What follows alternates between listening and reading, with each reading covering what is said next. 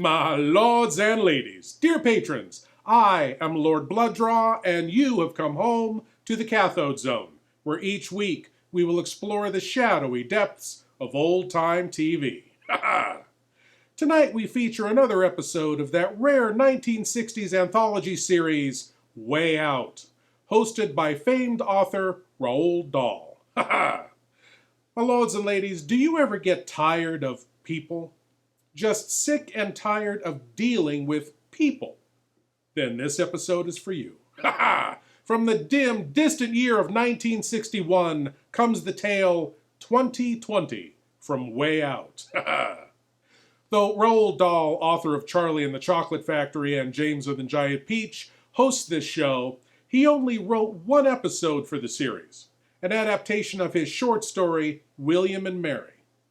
We'll have to show that episode down the road, but for now, let's get into part one of 2020 from Way Out.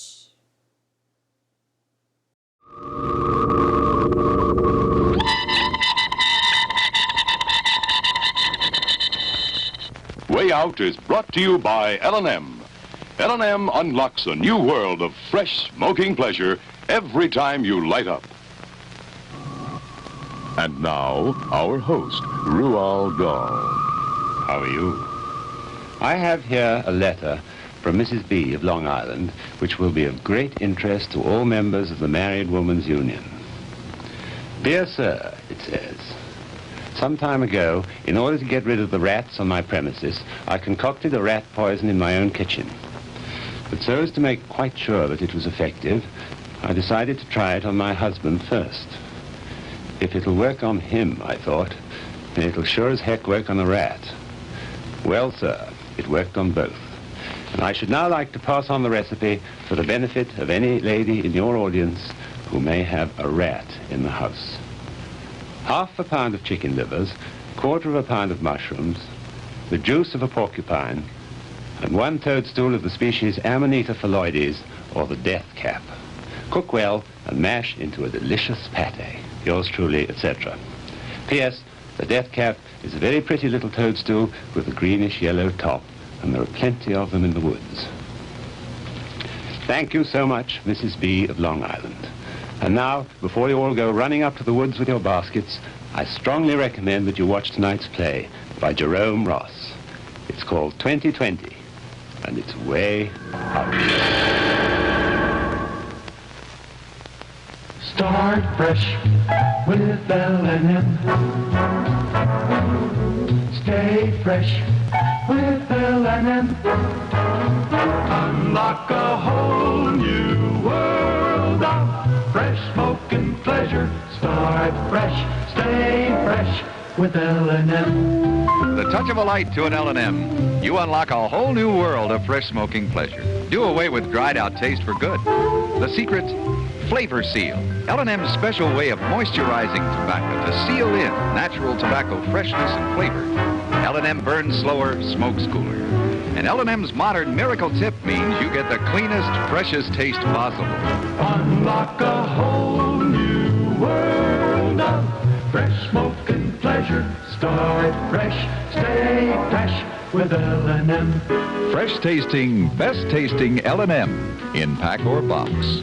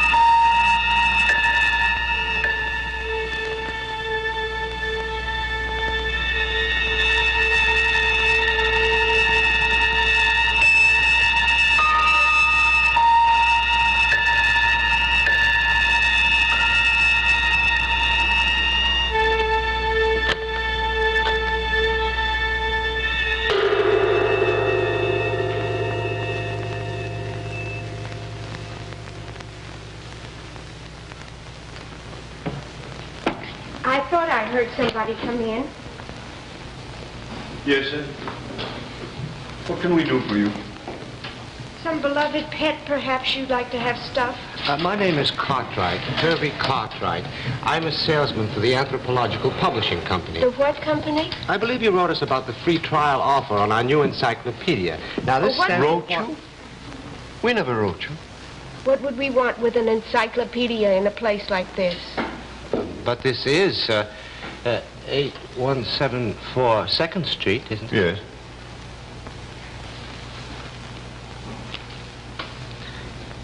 Well, that's what I've got written down here. Well, I guess I copied it wrong in the office. Guess you did. It's these darn glasses, I bet. New reading glasses. I've only had them a few days, and I'm not used to them yet. I've been making all kinds of mistakes with them. Did you hear that, Miss Hatman?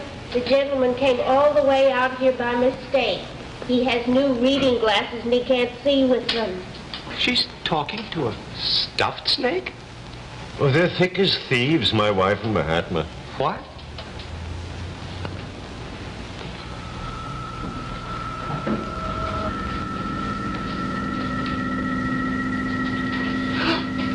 Oh, good heavens.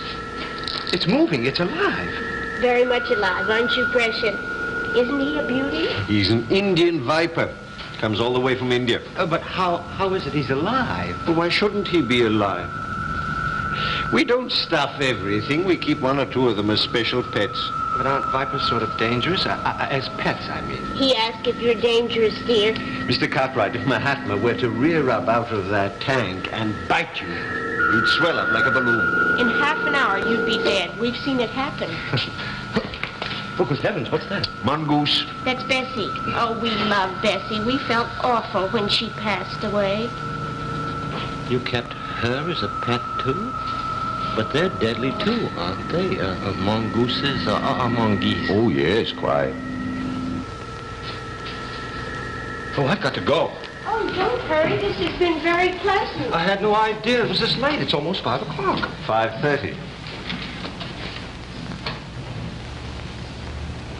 Well, this is ridiculous. These glasses are supposed to give me 20/20 vision. You can't trust anything nowadays. You can't trust any human beings, dear. Well, it's nice meeting you folks. Oh, no, don't go. Long as you came all the way out here, maybe we can make it up to you. Now, these books that you're selling? Oh, terrific offer. 10 volumes. The new Anthropological Encyclopedia. If you buy on time, it only costs... Anthropological. Yes, sir. That means pertaining to man, doesn't it? Yes, sir. Complete accounts of prehistoric man, ancient man, medieval man. I'm sorry. We wouldn't be interested. My wife means we don't happen to care very much for the human race. Animals, yes, but not people. Animals are the only ones worth preserving.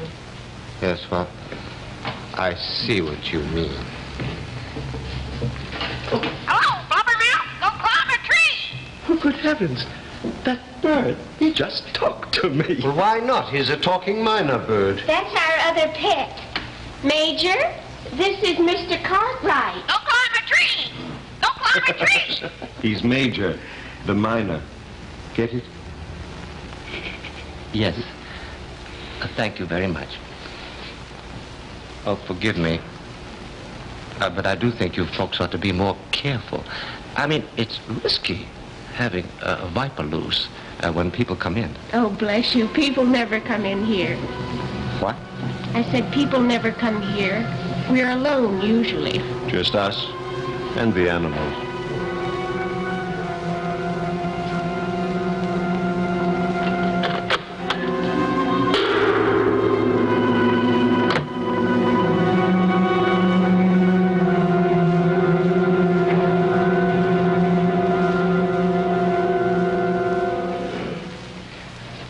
Did you take out the garbage? Yes, dear.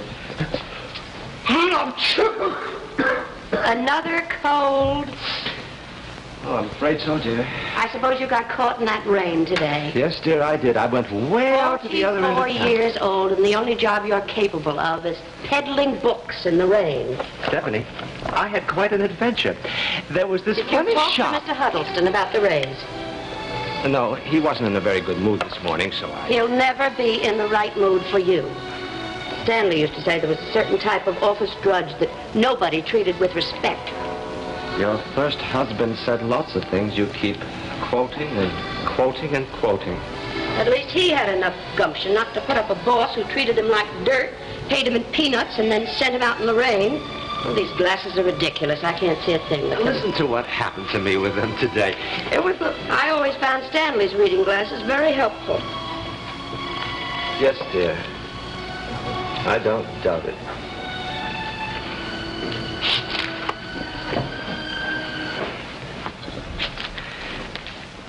You know what, Stephanie? I met this couple today, taxidermists. They say they like animals better than people.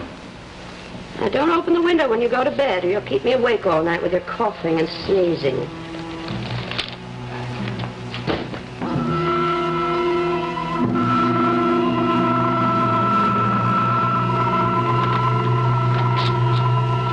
Cartwright, I've got something to say to you. Oh, good morning, Mr. Huddleston. Can't you do anything properly? Look at this inventory list. Look at it. Take a look at it. You've copied everything wrong.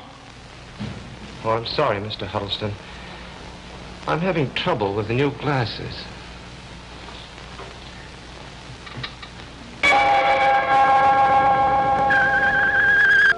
You always have an alibi for your incompetence, don't you, Cartwright?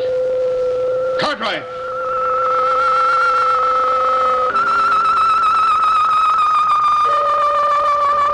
Mr. Cartwright, well, it's nice to see you again.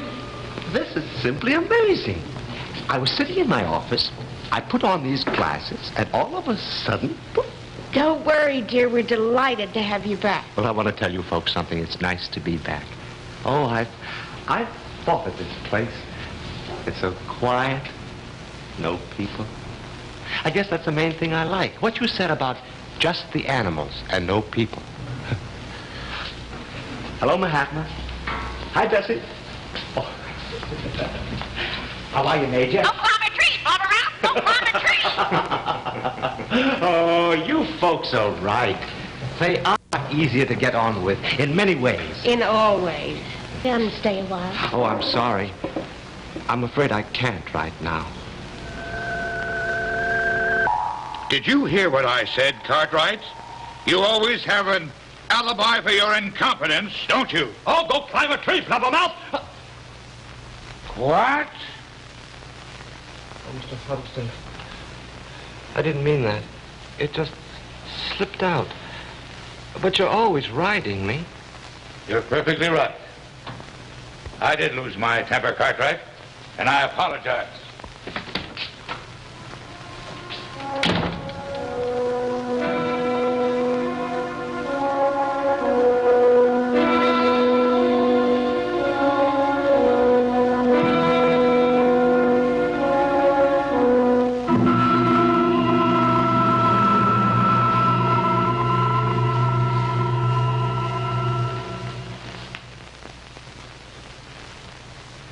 Hello, dear.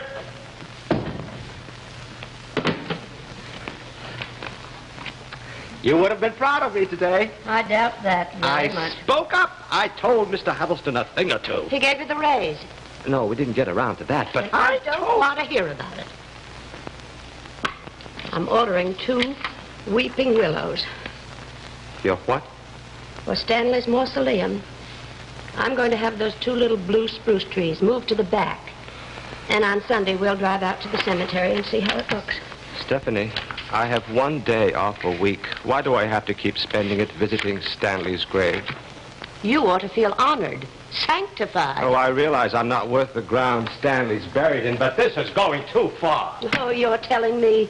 I bet there isn't a single soul living in Irvington, New Jersey, who hasn't wondered why I waste my life on such an amoeba. Well, I must have been an amoeba when you trapped me into proposing to you. What a fool I was. I thought I was lonely. I'll think twice about it the next time. The next time? No, that's the dreadful part. It's always the measly little unhealthy runts that live forever. Here, put this in the mailbox.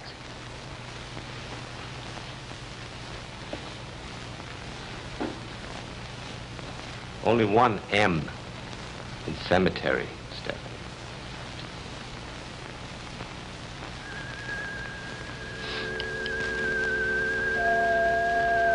Once more, Mahatma. Now, don't wriggle around. It spoils your aim. He's out of practice. Poor Mahatma hasn't been out on a mission in ever so long. A mission? What kind of mission? You don't look very cheerful today, Mr. Cartwright. Would you, if your wife kept belittling you and ridiculing you and practically wished you were dead? I can't stand much more of it. Should we tell him? I think we ought to. We have a little society, little organization, SEP, the Society for the Eradication of People. When they were alive, they were all members, especially the man-eating varieties. Now Mahatma and Major are our only members. You've heard of the law of the jungle, survival of the fittest and all that? Oh, yes, as a matter of fact, in the encyclopedia that I'm selling. Well, we don't see why they shouldn't apply that law outside the jungle. So we act as their agents. We handle their bookings for them. There's a small fee, naturally, but you'll find it worth it. No slip-ups, satisfaction guaranteed. Oh, I don't quite follow. Well, Bessie eradicated, probably a dozen people before she passed away. So did Teddy, the tarantula. And now there's Mahatma. Special service, day or night, Mr. Cartwright. Think it over, Mr. Cartwright.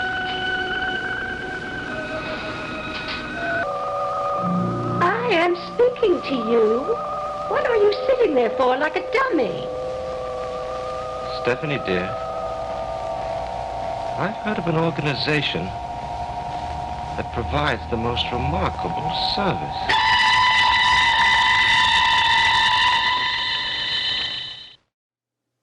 The Society for the Eradication of People. Kinda animal hitmen. Well, that's interesting. I can understand Mahatma the Viper being useful for that purpose, but Major the Mina Bird? How does he... Major. Mina. Oh! I just got it. Major the Mina Bird. Yeah, it's very good. Well, let's see who else gets it as we go on to part 2 of 2020 from Way Out. But first, the Limelighters will sing us a sad tale of addiction. If you're looking for fine tobacco, if you're looking for flavor too, if you're looking for fresher smoking, well, brother, we're telling you, from the first cigarette in the morning to the last cigarette at night, what you want is an L&M, it's sure to treat you right. Smoke after smoke, your taste stays fresh. L&M's fine tobaccos always taste better. They're fresher when you smoke them, never drying to your taste. The secret? L&M tobaccos are moisturized a special way called Flavor Seal to seal in freshness and flavor. Start fresh any time of day with L&M. That's what I say. Stay fresh day after day with L&M. That's the way. Unlock a whole new world of fresh smoking pleasure. Start fresh, stay fresh with L&M.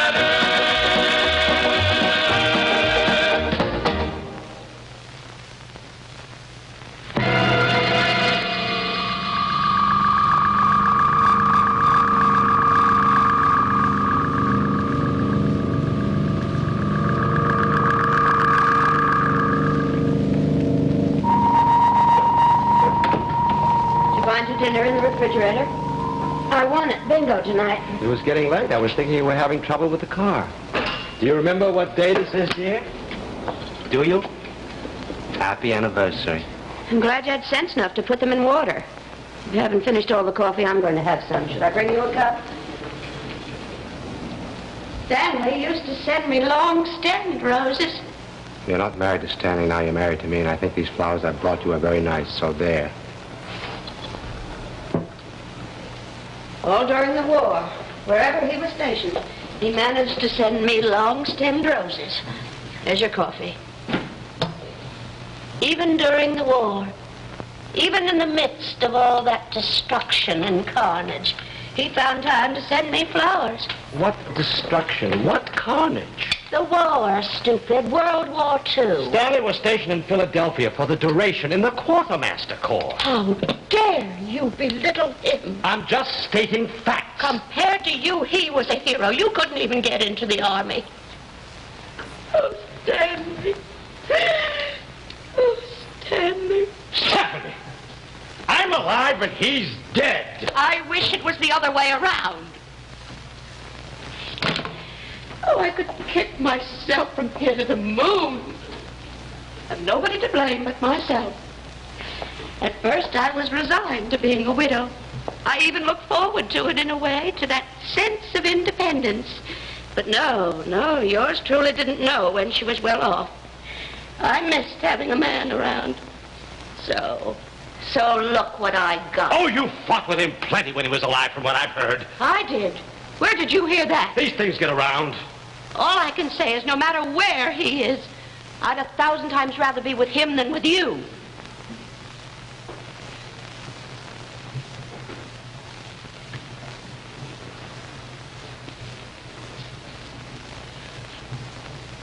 You mean that? Certainly I mean that. You know, that's interesting, Stephanie. That's really very interesting.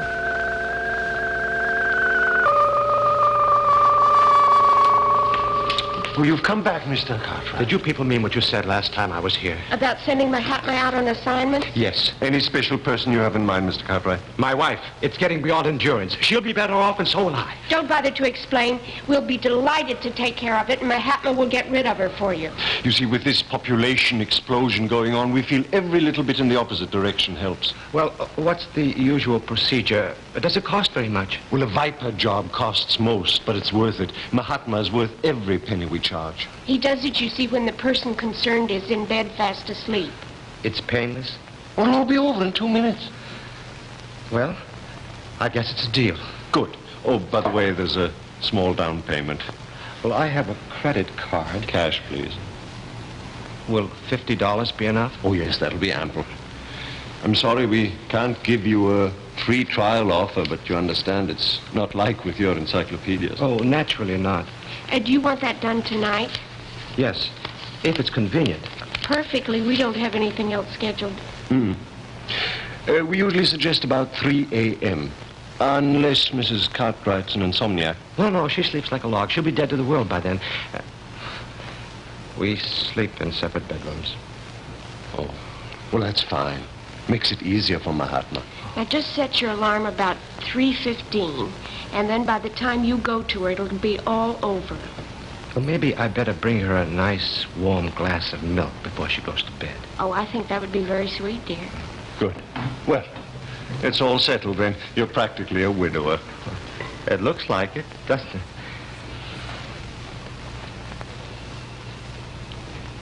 Goodbye, Mahatma, and bon appetit. Oh, I forgot. If you list this as a contribution to our society, it's tax deductible.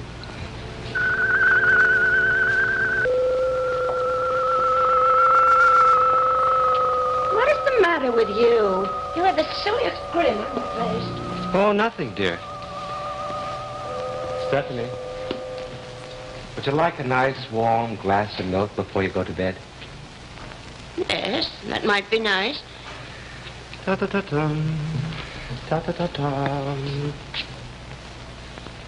Ta-ta-ta-tum. Ta-ta-ta-tum.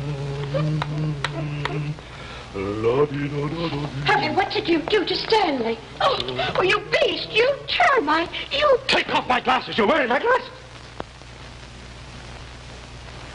Well? Well, what? Oh, I thought you told me these glasses were too strong for you. They are. Huh. I'm going to bed.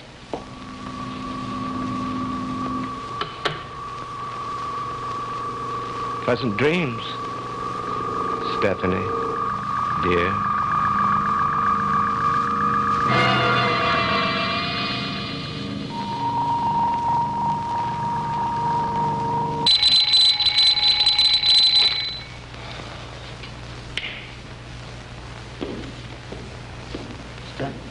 Stephanie?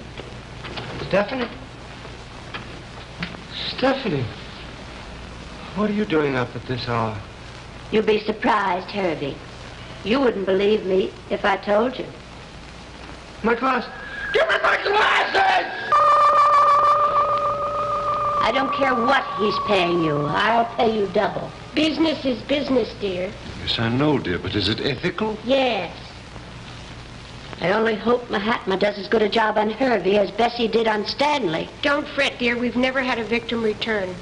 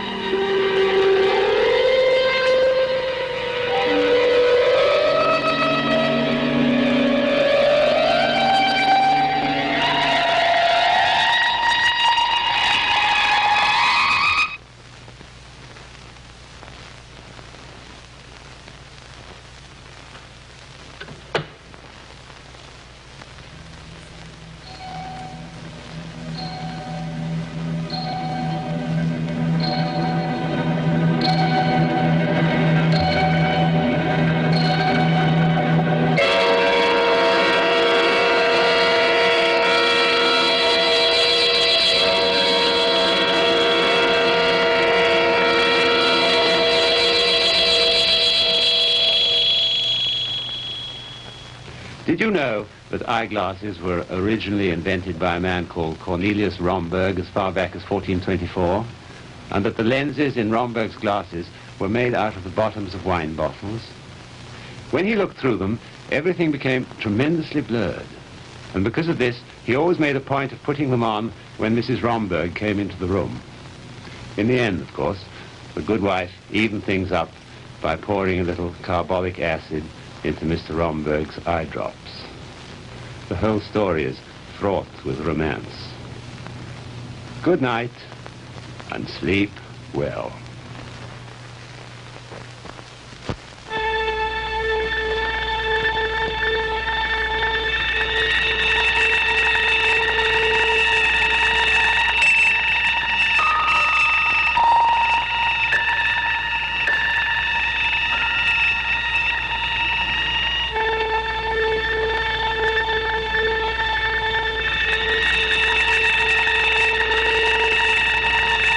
Makeup created by Dick Smith. Hairstyles by Ernest Adler. This is Rod Serling, your guide for a unique odyssey in the Twilight Zone. Next on most of these stations.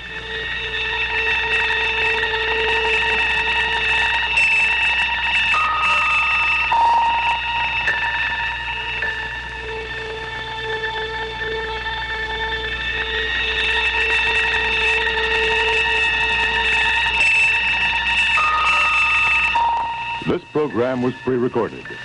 Paul Tremaine speaking. Way Out is brought to you by L&M. L&M unlocks a new world of fresh, smoking pleasure every time you light up.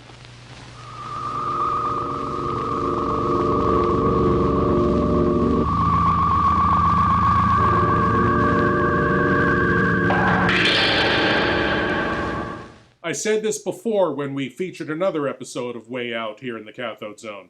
This show, followed by the Twilight Zone? Now that's a great night of television. Way Out, far more than the Twilight Zone, veered towards black comedy. Pitch black comedy, especially in this episode. And Roald Dahl's standard opening of reading letters from viewers asking how best to do away with someone or some lurid bit of horrific trivia were always darkly humorous. We'll have more Way Out episodes in the future, but for now, I hope you'll join me again next week, dear patrons, as we tour the dark depths of what TV used to be. As always, I am Lord Blood-Rah saying, you're always at home in the Cathode Zone.